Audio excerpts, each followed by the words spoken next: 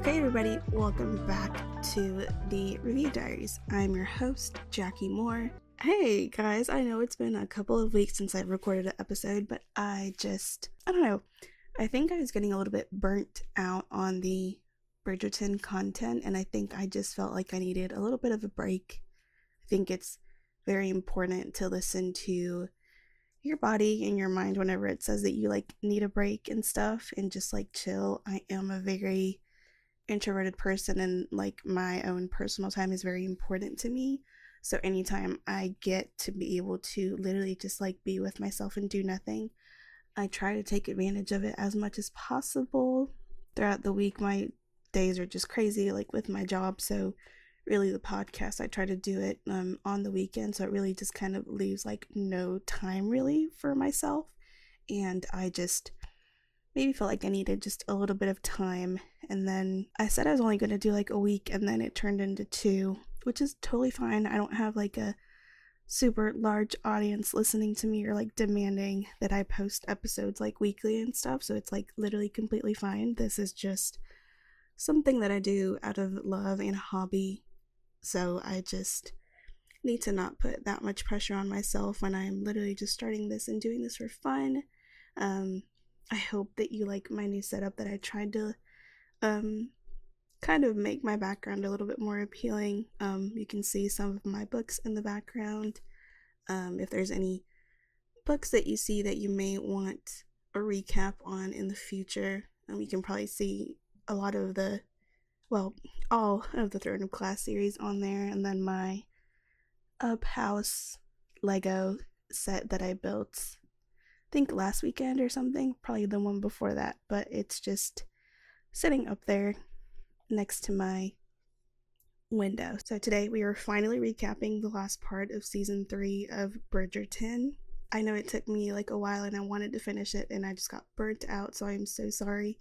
But after this, I will be done with Bridgerton for a long while until a new season comes out. So I am glad to be putting this episode out so I can do some other stuff that people might be interested in, or just different genres and stuff that I've wanted to do.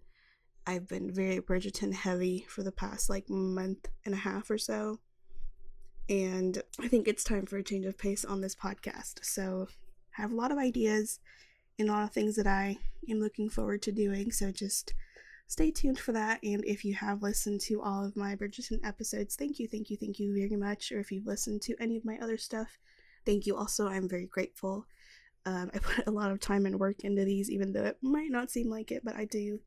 And if I have just one person listening, it just means a lot. So thank you very much. If you have listened on YouTube, on Apple Podcasts, Spotify, wherever you listen, wherever in the world that you are, it just blows my mind that I can see people from all over the world downloading episodes of my podcast that I just would never even dream of.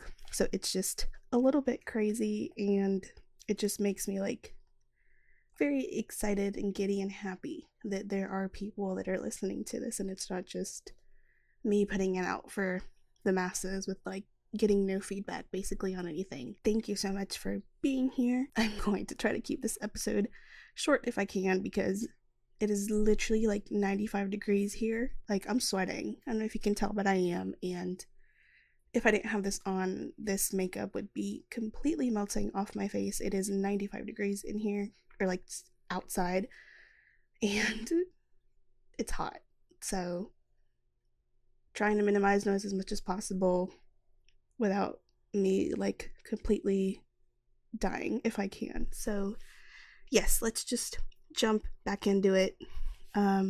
Episode 5, so part 2 of season 3 of Bridgerton. So it really kind of kicks off where we left off part 1, with the infamous carriage scene. It's them getting out of it after they have hooked up and done their thing, and they're outside of Colin's house, and they are going to tell his family that they are now engaged, since basically as he was getting out of the carriage, he asked her if she wanted to marry him. So they are, yes, now engaged. So we see them walk into the Bridgerton house where the entire family is, and Colin announces to everyone as they are walking in that they are engaged. So everyone is obviously very happy for them because they've known Penelope for forever. And she is obviously like still in shock. You can kind of see that her world is like just spinning after like everything that has happened. I mean, she has kissed and hooked up with a guy that she has loved like since forever, basically since she met him, and now they are going to get married. So she's kind of still in shock herself and registering the news. So Eloise is really the only one who is upset about this news because of her status with Penelope's friendship. So she kind of walks off and asks Penelope how long she has had feelings for him, and I was like, come on. Like, you guys were like best friends, and there's no way that you wouldn't be able to tell that your best friend had feelings for your brother. Like, it was so like plainly obvious. Like, you would just be able to tell if you were like a real friend to her that she just had feelings for your brother like for the longest time. But she asks her if he knows that she's Lady Whistledown, and she says that he can't truly love her until he knows who she truly is, which is like honestly kind of true. But this is obviously the biggest secret that Penelope could ever have, and Colin's like newfound feelings against Lady Whistledown could present problems in the relationship later on, obviously. And I can't remember if I mentioned this in the last episode, but Benedict has been having some fun with Lady Tilly Arnold, who he met at the like massive like air balloon thing, but just more on that and their relationship later. So people of the town slowly start finding out through Lady Whistledown that Penelope and Colin are engaged, and it is also revealed that Francesca and John Sterling have also been courting each other, so the Queen's efforts to set up her diamond with somebody have yet again failed, so she is very frustrated about that. She just can't seem to get it right, the poor thing. So Kate and Anthony are back from their extended honeymoon, and they are now pregnant, so they have yet to tell their families, and they want to tell them as soon as they arrive, but they are just bombarded with the news that Colin and Penelope are engaged, so they just kind of decide not to do that as of yet. And again, I have to highlight another moment from Portia where she just absolutely just devoured and ate unexpectedly for me. This season she just like was elite for me, and it has really just kind of made me love her character like so much more than previous seasons.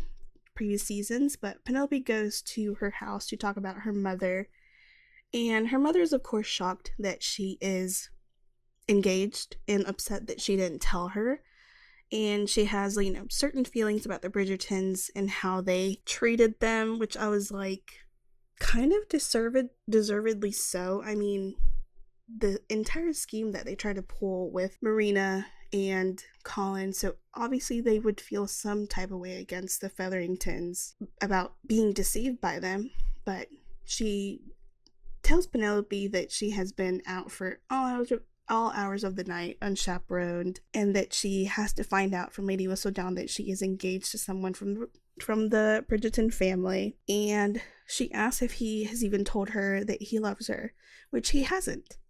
So Penelope says that Colin cares for her, and her bringing this up makes me feel good because that is one thing that I did have conflicting feelings about this season, just because the engagement just happened so quickly, in my opinion. I just think that in past seasons, even like in the first part of this one, we didn't really get to see them court or flirt, to be honest, like at all.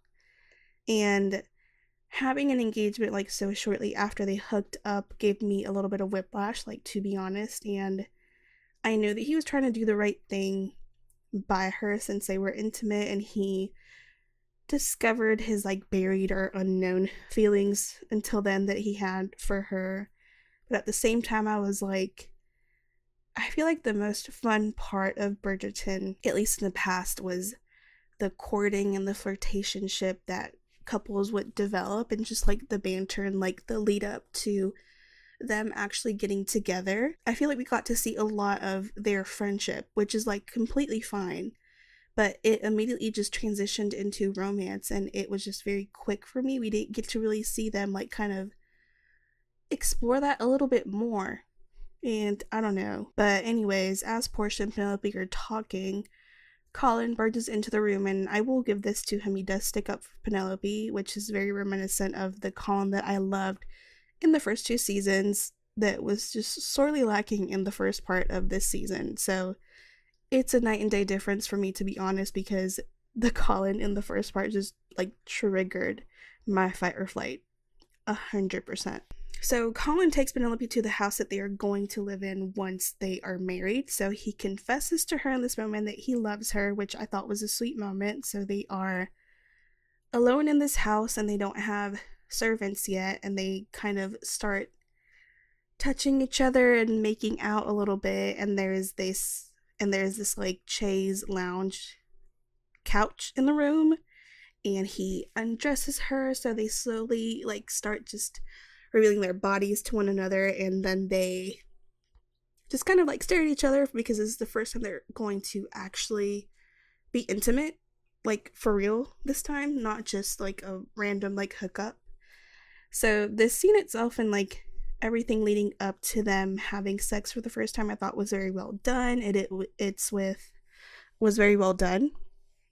It is with Ariana Grande's POV on strings playing in the background, which I thought was beautiful because I love that song so much. And yeah, I thought everything leading up to them actually having sex was very well done, and they're kind of teaching one another like how to do the act, and it was sweet. But I thought the actual like act was pretty vanilla, to be honest.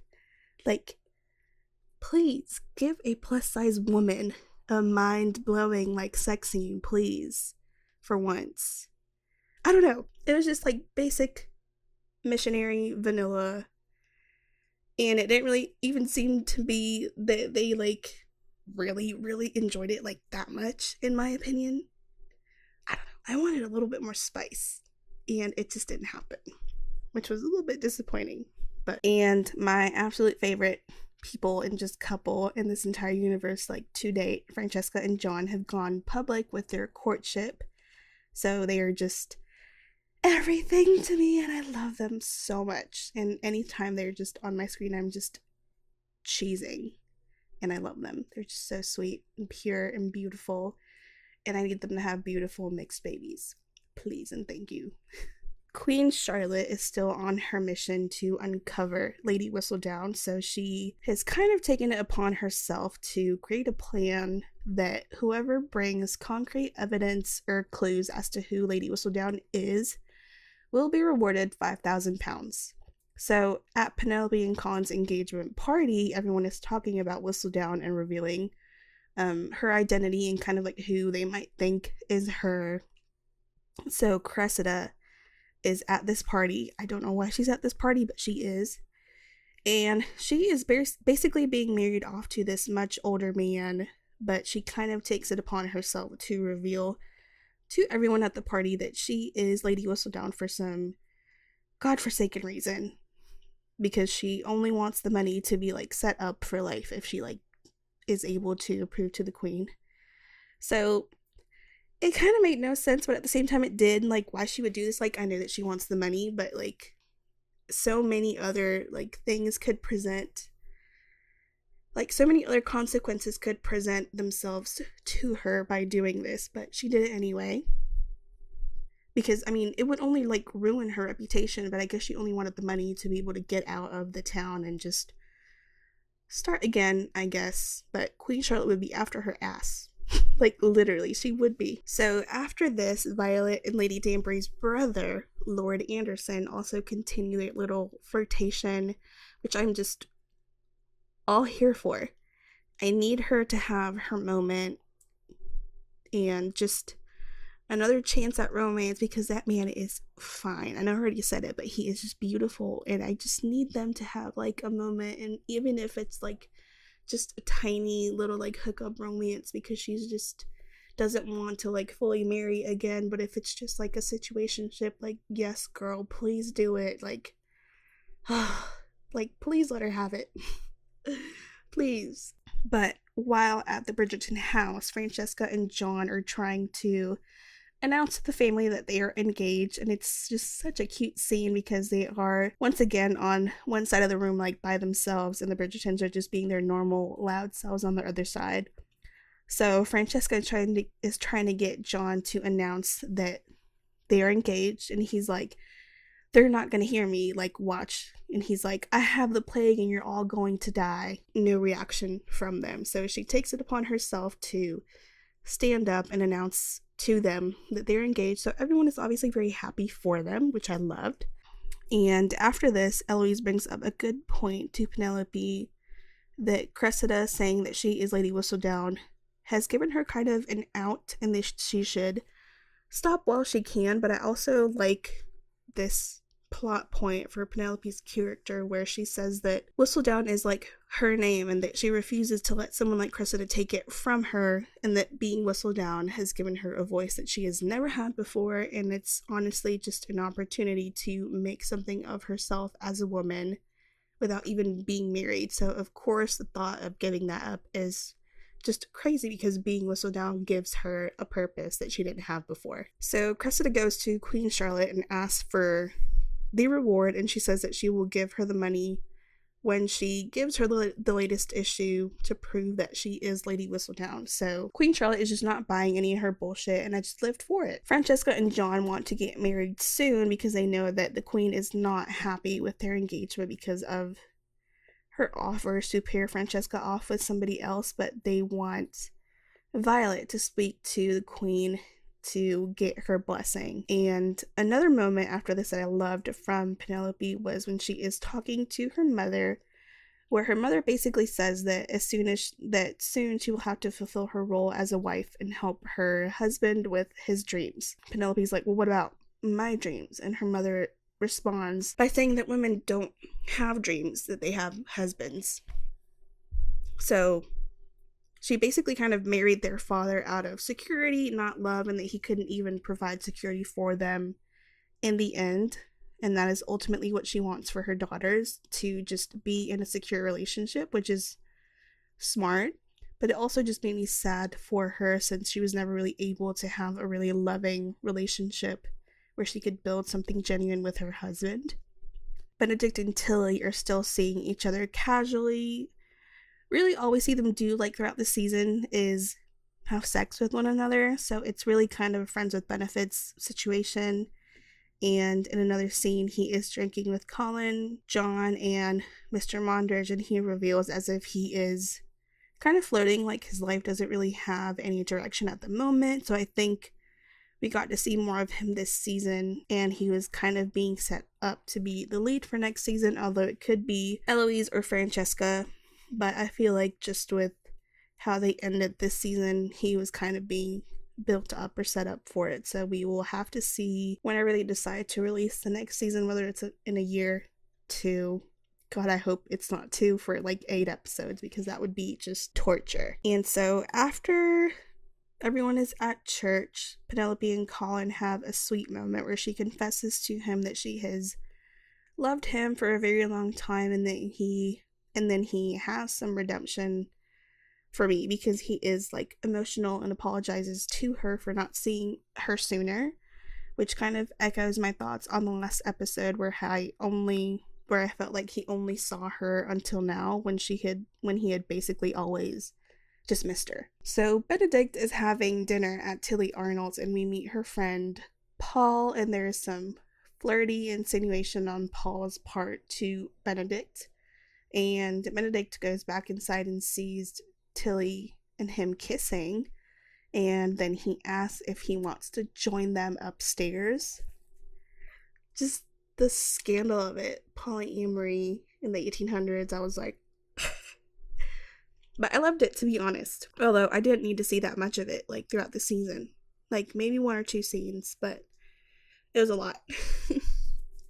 It was a lot, and I felt like we needed maybe to, like, be a little bit more focused in one direction and not going all of these places. We already had, like, so many characters that we were building up, but I am not the showrunner, sadly. And so at the Mondridge ball, Francesca is trying to get her mother again to speak to Queen Charlotte about her engagement to John, and her mother doesn't want to right at that moment, and Francesca is kind of adamant that they do it now, but her mother refuses, saying that she doesn't want to ruin things for her.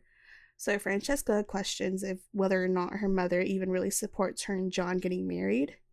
So her mother gets upset and leaves the ball. So Lord Anderson and Lady Danbury kind of run after her and try to catch her, but Lady Danbury tells them to not go after her. So we see kind of more of their difficult relationship. And she says that he betrayed her when she was a child and she was trying to escape before getting married, and he went to their father to like tell him basically what was going on, but he was like 10 years old at the time, so he was a literal child. So of course he is going to probably go and tell his father that his sister is trying to escape. Like, what was he supposed to do? He couldn't really like do anything, but she is harboring resentment to him because of that, like all these years later, because she, if you've seen Queen Charlotte, if not, this will be a little bit of a spoiler. I didn't remember like this happening, but I'm glad that they brought it up, because she was supposed to marry somebody else, and she actually fell in love with Violet Bridgerton's dad. So although he was much older than her, they kind of had an affair, but she ended up marrying this much older man that had died of a heart attack after they had sex, because he was much older than her. Like, I think she was like 17, 18, and he looked to be like about 80. So that was just... But Cressida arrives at the ball, and everyone is kind of shook to their core that she is there. So she brings a little printout of her version of Lady Whistledown column that her mother wrote as proof that she is Whistledown to the queen, so they can get the reward.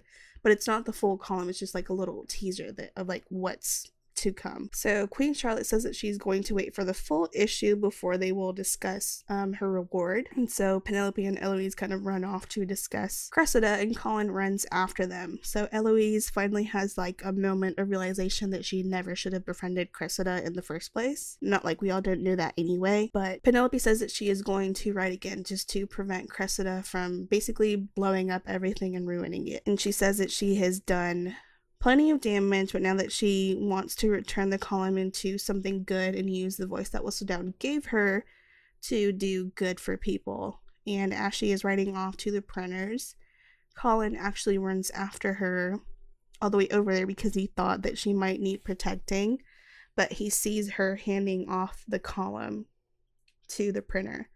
So obviously he's like, oh my god, you're Lady Whistledown, like I was following you to make sure that you didn't, like, that you weren't getting like kidnapped, but you're actually a liar. You wrote all this stuff about my family. I'm never gonna forgive you for this. And I just still don't understand the sudden anger from him towards Whistledown. Like, he never gave a fuck before anyway, but whatever. So the next morning, Cressida has published her column that her mother wrote as Whistledown, and the town is just eating it up because they had been missing Whistledown.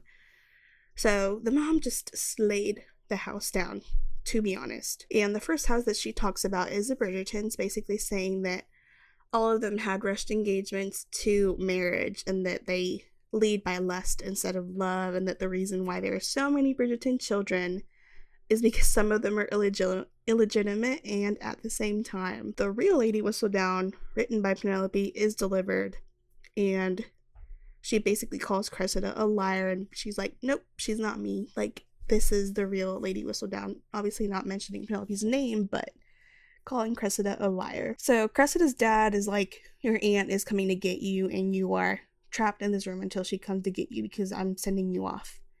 So honestly, I feel like Penelope really could have just let Lady Whistledown like die with Cressida to save herself, but I understand her reasonings not to want to do it because she feels heard with Lady Whistledown and that she can use her voice in a way that she can't in real life, but I feel like she could have just let the tension die down a little bit instead of like trying to put pressure back on her identity again, I guess, even though they weren't really onto her at that point. So Penelope goes to Eloise and tells her that Colin knows that she's Lady Whistledown, and freaking Eloise is like, well, I can't help you with this. I've already like been in the middle too much. What? Like, she wanted to help Penelope last episode, but before that, she was threatening her to tell Colin. And then when they kind of had mended their relationship a little bit, Penelope goes to like ask her for help to kind of try and save her relationship and the man that she's engaged to. And she's like, no, I can't help you. There's so many moments with Eloise that frustrate me because it just is apparent that she at this point doesn't really care about anybody else, and it's just selfish, and I hate it. this, because I really liked her in season 1, but it's just kind of getting to the point where she's like annoying me a little bit. She's just very like kind of out for herself and is not thinking really kind of about how this is maybe affecting her brother. So Colin confronts Eloise at their house and is basically arguing with her about the secrets that they've both been keeping from one another, whether it be Penelope being Whistledown and then Colin with their engagement, which I don't even really know why he owed her an explanation at the time, because they weren't even like friends. But he says that even though he hasn't forgiven her, that he still loves her and that he won't call off the wedding because he is a man of honor and that they were intimate, although he accuses her of trying to entrap him when he's literally the one that freaking initiated like the carriage scene. So literally just like zip it. Miss Tilly Arnold sends a letter to Benedict's house asking him to speak, and she explains her relationship with Paul and that he also liked to be intimate with men and that he thought Benedict might be open to the idea of them being intimate together, like all three of them. And she kind of tells him that if he doesn't feel anything for Paul, that they can just kind of continue to see each other, just the two of them as they were. So Lord Anderson goes to the Bridgerton house to ask Violet if they can see one another after all her children are settled and married this season. And she doesn't deny him, but basically says that she is open to the idea, even though she doesn't know if she's quite ready for it. I need to see more of that next season. Like, please. But Penelope and Colin meet each other in town at night, and she explains to him the reason why she wrote all those columns about Eloise, Marina, and then even him this year, about how she wanted to protect the girls and that she wanted the Colin that she knew back and not this shell of a person that he came back as after his travels. And she tells him that she loves him, and in this heat of the moment he grabs her and they kiss and they start making out in the street, and he takes her to her carriage and says goodnight and that he'll see her tomorrow for the wedding. So Kate and Anthony are back at the Bridgerton house for their wedding, and Kate is showing her baby bump, which I loved.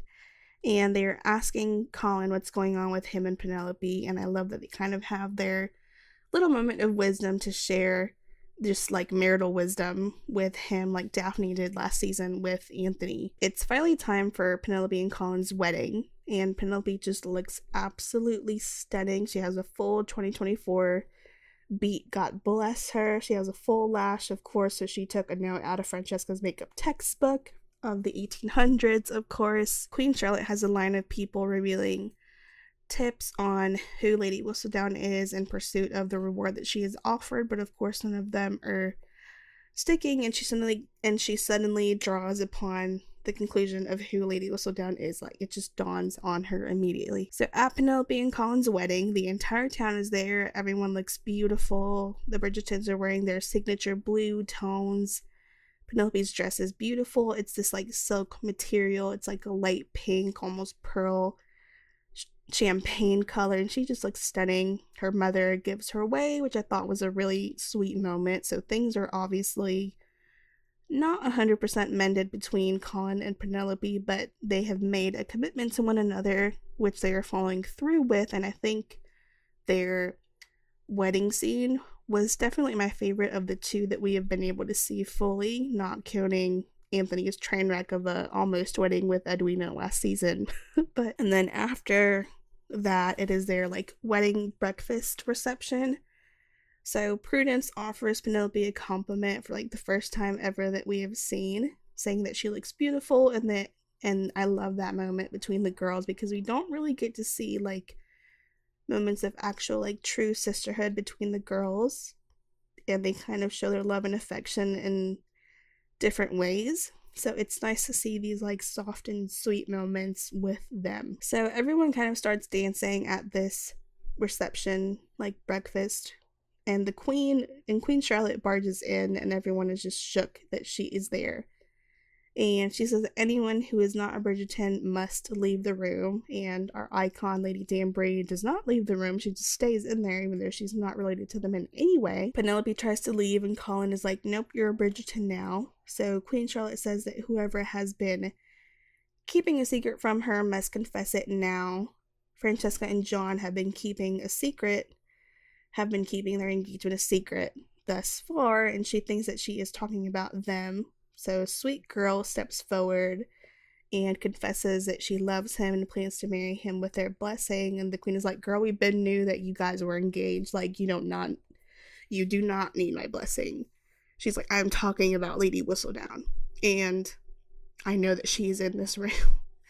And Anthony is like, if I knew that this were happening in my home, I would have done something about it and stopped it. So Colin tells Penelope that it is time for her to give up Whistledown, and she says that he doesn't know what it's like to have nowhere that she can truly be herself, and that women have to conceal parts of themselves to be accepted in society, and that he doesn't understand that because he is not a woman. So Eloise kind of comes to comfort Penelope in the end because she's upset, which I thought was a nice moment. After this, Benedict goes to Tilly's, and she is with Paul, and he's like, I accept your offer, and he kisses both of them. And I was like, I knew since season 1 that you were not straight. Not like it wasn't obvious, but I like to think that I called it. So they obviously keep hooking up religiously throughout the season. We see a lot of scenes of them like together in bed doing all kinds of crazy stuff. So I was like, go team, I guess.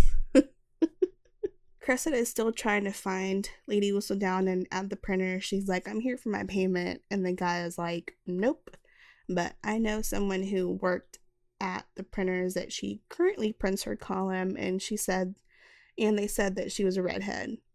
So she goes to Penelope and Colin's home and says that she has to pay her double the Queen's reward or she will expose her. After this, Francesca and John reveal that they are going to reside in the Scottish Highlands once they are married, so her mother is obviously not happy since it is so far away, but it's what they want as a couple. So Penelope tells Colin about Cressida wanting money, and he's like, nope, we're not paying her. I will talk to her tomorrow. So he goes, and she doesn't really take any crap from him, to be honest. And in the end, she's like, just kidding, I want more money. And Penelope has to restore my reputation with Whistledown's column. And Colin says that they have the money and that they're going to pay her. And we actually get to see 2 weddings this season, with Francesca and John also getting married. So it was sweet. They have like a little kiss, and like Francesca had a weird reaction on her face. I don't know what that was about, but maybe it wasn't like what she was expecting. Maybe there was no like real spark. I don't know. But John, he literally had me in tears in this moment where he is toasting to the Bridgerton family, but specifically to Violet, Francesca's mother, and what he says is just so sweet, and everyone is just emotional, and I just love that moment. It was just precious, and it speaks so much about like who his character is, and he's just this precious, like sweet, adorable human, and I love it. I just love them so much. And so throughout this whole season, we see moments with Benedict, but especially in the last episode where he is basically being set up, like I said, to be the lead next season. I know that people have been waiting for his book, so I'm definitely excited to see if it's true, since he has been my favorite man since the beginning. So Philippa and Prudence are hosting a ball, and Penelope gives their maid Varley some of her money to help with the decorations for the ball, since they wanted to make things really like grand and exciting. So Queen Charlotte arrives by surprise and immediately is like, everyone stop playing and dancing, like listen to me.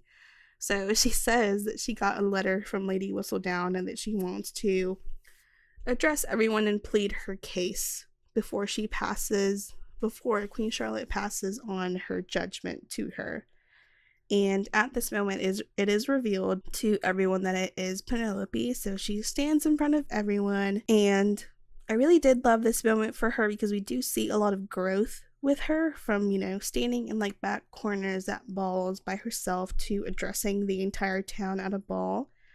She says that she basically wrote about everyone because she was just fascinated by them in their lives, and that it made her feel powerful, but it made her realize that everyone has a worth no matter what.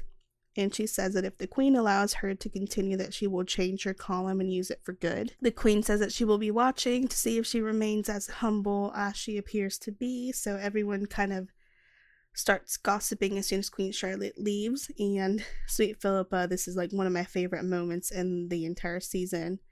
And she sees this moment of tension and tries to kind of take the pressure off of her sister and tells Varley to release the butterflies that they had into the ballroom to take the attention off Penelope. And it was just sweet because she immediately just like jumps into action and does it in the way she just doesn't like really ask for anything in return too. She just does it to protect her sister. I thought it was sweet. So maybe they might be coming around with like one another, and hopefully they can have a bit of a closer bond. So the solicitor from earlier this season, who had been questioning the Featheringtons' funds, if they had been like real, has been on Prudence's ass basically in the entire season. But Penelope tells her mother that now she can tell him that they got the money from Whistledown, so he won't have any questions about like where they got it from. So Penelope and Colin finally talk to resolve their issues and confess their undying love for one another.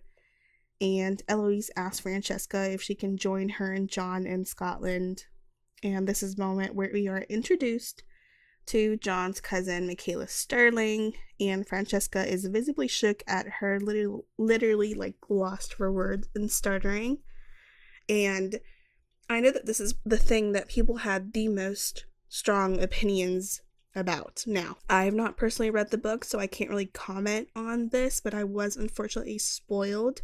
But I don't know the context of like everything that is going on, so I'm going to just kind of reserve a lot of my opinions until I see kind of like what transpires, I guess. But people just had a big reaction to Michael's character being gender swapped to Michaela.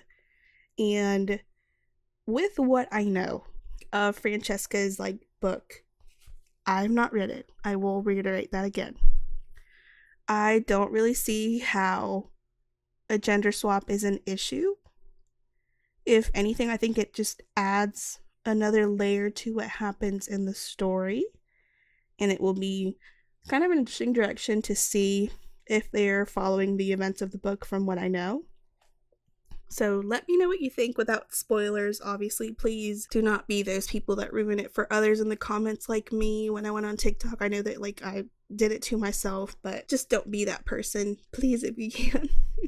So we have like the last couple of scenes basically in the Bridgerton household is basically much emptier with Francesca and Colin now married and Eloise in Scotland with them. So really it's just Benedict, Hyacinth, and Gregory left at the house. And there's a time jump after this where we see the Featherington girls and Penelope with their children, which I love seeing. Lady Whistledown column is still like being written, and she signs off as Penelope Bridgerton, so presumably we will no longer be hearing Julie Andrews' amazing voice. So yeah, that's like the last scene in the season, and to be honest, I really wish they would have kept Lady Whistledown a secret from the town and the queen a bit longer. I would have maybe loved to see at least one more season with maybe like just the Bridgertons knowing and them keeping it a secret from the queen and the town. I think that would have been like much more interesting than just like revealing it to everyone like one season, because there's already so much freaking going on this season, and like we needed anything else, like 2 weddings, identity revealed, and like what can we do now? So yeah, this season definitely some hit and misses with this new showrunner. Hopefully she hits the ground running a little bit more with the next season, so I hope they're a little bit more polished. I feel like part 1 and part 2 were very different from one another. I definitely like the second part more, and really only like the last episode I really liked. It's nothing really to write home about or like really that like blew my socks off. This is definitely my least favorite Bridgerton season, which is disappointing. I didn't feel like as invested in Penelope and Colin in their story, but I felt like Colin redeemed himself for me in the last part of this season, but the rest he was just not for me. He's definitely not my favorite like leading man for this particular show. I mean, whether it was him being like cringe in the first half, or his Whistledown vendetta. I just didn't resonate with it at all. It didn't connect with me. And I also still feel like I don't know Colin really, like, at all, or what motivates him, what makes him the way he is, because I feel like the first part was like him really just acting really unlike himself, and then the other half he was just mad at Penelope for being Whistledown, and then on like this, and then once they were married, he like basically would have taken a bullet for her when he said that he would have ruined like Lady Whistledown's reputation when he found out who she was. So I don't know, just very contradictory. Didn't really understand what like drove him. I feel like I know Penelope pretty well, and I really love and appreciate her character, and her growth this season was just very like apparent, so I did like that. Just kind of like weird to see like how it's gonna go now, if she's not gonna be like actually gossiping about the town, and like how that's gonna go. It'll be interesting. I don't know if they're gonna like not focus as much on Lady Whistledown now that like the identity is revealed and everyone basically knows who it is, or if they're gonna pull the rug out from under Penelope and turn against her because she wrote all that stuff about everybody. I don't know. It just kind of could go a lot of different ways. Hopefully the romance is a little bit more polished next season. Hopefully it's not 2 freaking years from now. At least a year and a half. Like, I feel like that's enough time. For 8 episodes a season, I feel like that's way too long of a wait. Like, it's just too much. But yeah, thank you so much for watching. I'm glad to be back. I hope you guys enjoyed this episode. I really am going to try to get the second ACOTAR book up next week, just so I can move on, because I have it, like, I'm working on it, but it's just too much stuff. I really want to do an episode on Saltburn, because I freaking love that movie, and I have not seen it like in a while, and I really want to do it. And there's so many other things too, but that one is just been in my brain like a lot recently, and I haven't seen it in a minute, and I know that it's just crazy. If you haven't seen it, please watch it. It's just incredible. I'll do like a trigger warning for basically everything that could possibly happen, but it's sort of lighthearted watch. But yes, thank you so much for watching. I hope that you enjoyed this episode. Please do not forget to like and subscribe, rate, comment on my episodes, follow me on social media. I'm trying to do my best. I know I keep saying I'm trying, but I really am, guys. Like, I promise I am. I'm really trying to get my social media like just more active and like posting more content on it, but it's hard, y'all.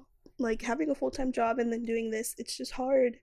So I appreciate you guys being patient, and if you were waiting on this episode, I'm so sorry, but it's here finally. I'm going to crank this freaking AC up, because I don't know if you can tell, but I am like sweating. I can see my mascara like running down my eyelids a little bit, and that's embarrassing, but can't really do anything about it. It's like 95 degrees in here. So yes, thank you so much, and I will see you next time. Bye, guys.